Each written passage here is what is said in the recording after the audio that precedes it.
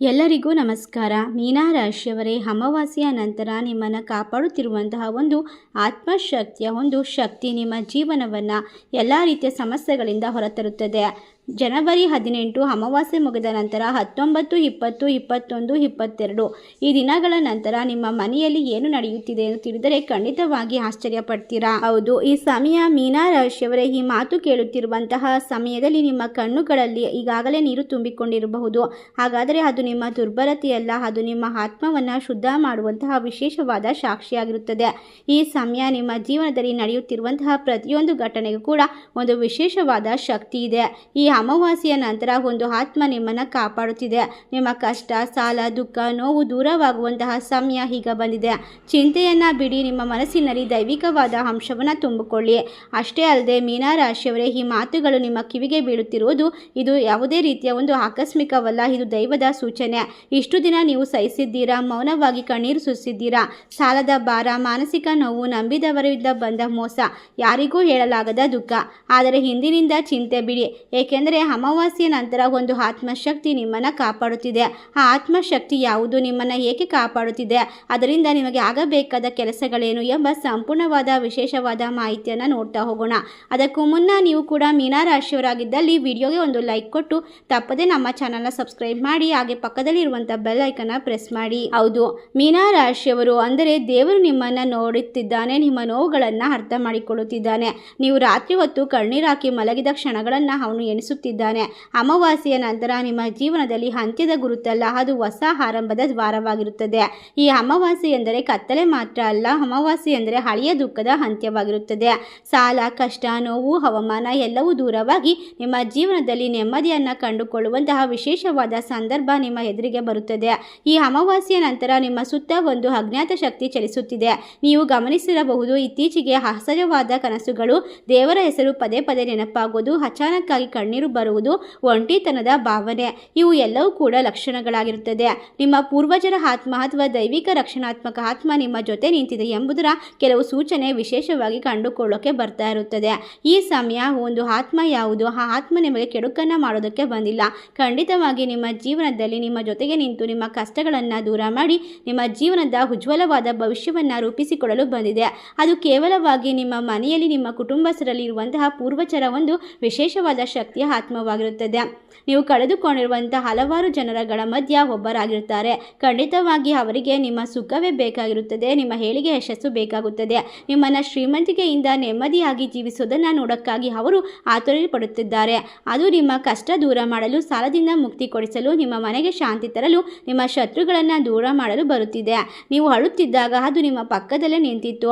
ನೀವು ದೇವರ ಮುಂದೆ ಮೌನವಾಗಿ ಬೇಡಿಕೊಂಡಾಗ ಅದು ನಿಮ್ಮ ಪ್ರಾರ್ಥನೆಯನ್ನು ಮೇಲಕ್ಕೆ ತೆಗೆದುಕೊಂಡಿತ್ತು.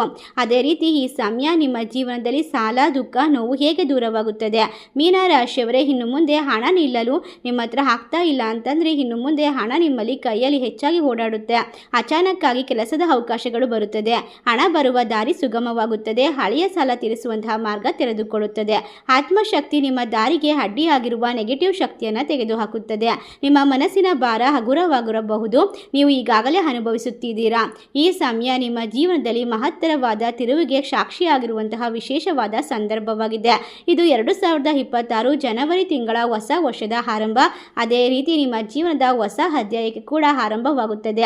ಈ ಸಮಯಗಳಲ್ಲಿ 7 ದಿನಗಳು ಮೀನಾ ರಾಶಿಯವರು ತಪ್ಪದೇ ಮಾಡಬೇಕಾಗಿರುವಂತಹ ವಿಶೇಷವಾದ ಪರಿಹಾರವನ್ನು ಕೂಡ ನಾವು ತಿಳಿಸಿಕೊಡ್ತಾ ಇದ್ದೇವೆ. ಅದನ್ನು ಕೂಡ ನೀವು ಚಾಚು ತಪ್ಪದೆ ಮಾಡೋದ್ರಿಂದ ಖಂಡಿತವಾಗಿ ನಿಮ್ಮ ಜೀವನದಲ್ಲಿ ಬಾಳು ಬೆಳಗುವಂತಹ ಕೆಲವೊಂದಿಷ್ಟು ಸನ್ನಿವೇಶಗಳು ಎದುರಾಗುತ್ತದೆ. ಯಶಸ್ಸು ನಿಮ್ಮ ಮುಂದೆ ತೆರೆದುಕೊಳ್ಳುತ್ತದೆ. ಹಲವಾರು ರೀತಿಯ ಕಷ್ಟ ಕಾರ್ಪಣ್ಯಗಳು ದೂರವಾಗುತ್ತದೆ. ಒಟ್ಟಾರೆಯಾಗಿ ನಿಮ್ಮನ್ನು ಕಾಪಾಡುತ್ತಿರುವಂತಹ ದೈವ ಶಕ್ತಿಗೆ ನೀವು ಮನಸಾರೆ ಧನ್ಯವಾದವನ್ನು ತಿಳಿಸಬೇಕಾಗುತ್ತದೆ. ಅದೇ ರೀತಿ ಯಾರಿಗೂ ಕೂಡ ಕಟುವಾಗಿ ಮಾತನಾಡಬೇಡಿ. ಅಳಲು ಬಂದರೆ ದೇವರ ಮುಂದೆ ಹತ್ತು ಬಿಡಿ, ಅದು ಪಾಪವಲ್ಲ, ಅದು ನಿಮ್ಮ ಶುದ್ಧೀಕರಣದ ಸಮಯವಾಗಿರುತ್ತದೆ. ಈ ದಿನಗಳಲ್ಲಿ ಓಂ ನಮೋ ಭಗವತೆ ವಾಸುದೇವಾಯ ನಮಃ ಮಂತ್ರವನ್ನು 11 ಬಾರಿ ಜಪಿಸೋದ್ರಿಂದ ನಿಮ್ಮ ಕಷ್ಟಗಳು ಖಂಡಿತವಾಗಿ ದೂರವಾಗುತ್ತೆ. ದೇವರ ಆಶೀರ್ವಾದ ಸಂಪೂರ್ಣವಾಗಿ ನಿಮ್ಮ ಬಾಳನ್ನು ಬೆಳಕು ಮಾಡುತ್ತದೆ. ಈ ಮಾತುಗಳು ನಿಮ್ಮ ಹೃದಯಕ್ಕೆ ತಾಗಿದರೆ ಆಗಿದ್ದರೆ ಅದು ದೇವರ ಉತ್ತರವಾಗಿರುತ್ತೆ. ಇನ್ನು ಮುಂದೆ ನಿಮ್ಮ ಕಣ್ಣೀರಿಗಿಂತ ನಗು ಹೆಚ್ಚಾಗಿರುತ್ತೆ, ನಿಮ್ಮ ಭಯಕ್ಕಿಂತ ನಂಬಿಕೆ ಹೆಚ್ಚಾಗಿರುತ್ತೆ, ನಿಮ್ಮ ನೋವಿಗಿಂತ ಶಾಂತಿ ಹೆಚ್ಚಾಗಿರುತ್ತೆ. ಇದು ದೈವಿಕವಾದ ಭರವಸೆ. ಚಿಂತೆ ಬಿಡಿ, ನೀವು ಒಂಟಿಯಾಗಿಲ್ಲ, ನೀವು ಒಬ್ಬರಲ್ಲ. ಒಂದು ಆತ್ಮ ನಿಮ್ಮ ಜೊತೆ ನಡೆಯುತ್ತಿದೆ. ಅದು ನಿಮ್ಮ ಪೂರ್ವಜರ ಒಂದು ಶಕ್ತಿಯುತವಾದ ಆತ್ಮವಾಗಿದೆ. ಇದರಿಂದ ನಿಮ್ಮ ಜೀವನದಲ್ಲಿ ಕಷ್ಟಗಳು ಇನ್ನು ಮುಂದೆ ಬರೋದಿಲ್ಲ. ಹೊಸ ಹೊಸ ಅವಕಾಶಗಳು ತೆರೆದುಕೊಳ್ಳುತ್ತದೆ. ಹಣಕಾಸಿನ ಪರಿಸ್ಥಿತಿ ಅದ್ಭುತವಾಗುತ್ತದೆ. ಈ ಮಾತು ಕೇಳುತ್ತಿರುವ ನಿಮ್ಮ ಕಣ್ಣುಗಳಲ್ಲಿ ಈಗಾಗಲೇ ನೀರು ತುಂಬಿಕೊಂಡಿರಬಹುದು. ಹೌದು ಅಲ್ಲವೇ? ದುರ್ಬಲತೆ ಅಲ್ಲ, ಇದು ನಿಮ್ಮ ಜೀವನದ ಆತ್ಮದ ಶುದ್ಧೀಕರಣದ ಒಂದು ವಿಶೇಷವಾದ ಅವ್ಯವಸ್ಥೆ ಆಗಿರುತ್ತದೆ. ಈ ಸಮಯ ಇಷ್ಟು ದಿನ ನೀವು ದೇವರ ಮುಂದೆ ಹೇಳದೆ ಮನಸ್ಸಿನೊಳಗೆ ಮಾತ್ರ ಅಳುತ್ತಿದ್ದೀರಿ ಅಲ್ಲವೇ? ಸಾಕಾಗಿದೆ ಎಂದು ಉಸಿರಾಡುತ್ತಿದ್ದೀರಾ ಅಲ್ಲವೇ? ಆದರೆ ಇನ್ನು ಮುಂದೆ ದೇವರು ನಿಮ್ಮ ಕರೆಗೆ ಉತ್ತರ ಕೊಡುತ್ತಿದ್ದಾನೆ. ಮೀನ ರಾಶಿಯವರೇ, ನೀವು ತುಂಬ ನಿಷ್ಕಲ್ಮಶವಾಗಿರುವಂತಹ ಮನಸ್ಸುಳ್ಳ ವ್ಯಕ್ತಿಗಳಾಗಿರ್ತೀರಾ. ನಿಮ್ಮ ಕೈಯಲ್ಲಿ ಹಣ ಇರುತ್ತಿಲ್ಲ, ಆದರೂ ದಾನ ಮಾಡುತ್ತೀರಾ. ನಿಮ್ಮ ಮನಸ್ಸು ಮುದುರಿತ್ತು, ಆದರೂ ಇತರರನ್ನು ಸಮಾಧಾನ ಪಡಿಸ್ತೀರಾ. ರಾತ್ರಿ ದೇವರ ಫೋಟೋ ಮುಂದೆ ಏನೋ ಒಂದು ಕೇಳದೆ ಕಣ್ಣೀರು ಮಾತ್ರ ಸುರಿಸುತ್ತಿದ್ದೀರಾ. ಆ ಕಣ್ಣೀರು ಒಂದೊಂದು ದೇವರ ಪಾದವನ್ನು ತಲುಪುತ್ತಿದೆ. ಅಮಾವಾಸ್ಯೆ ಎಂದರೆ ಕತ್ತಲೆ ಅಂತ ಭಾವಿಸಬೇಡಿ. ಈ ಕತ್ತಲೆಯಿಂದ ಬೆಳಕಿನ ಕಡೆಗೆ ನೀವು ನಡೆಯುವಂತಹ ವಿಶೇಷವಾದ ಸುದೀರ್ಘವಾದ ಪಯಣವಾಗಿದೆ. ಅಮಾವಾಸ್ಯೆಯ ನಂತರ ದೇವರು ನಿಮ್ಮ ನೋವಿಗೆ ಮರೆತು ಕೂಡ ಮತ್ತೆ ವಿಶೇಷವಾಗಿ ಶಕ್ತಿಯನ್ನು ತುಂಬುತ್ತಿದ್ದಾನೆ.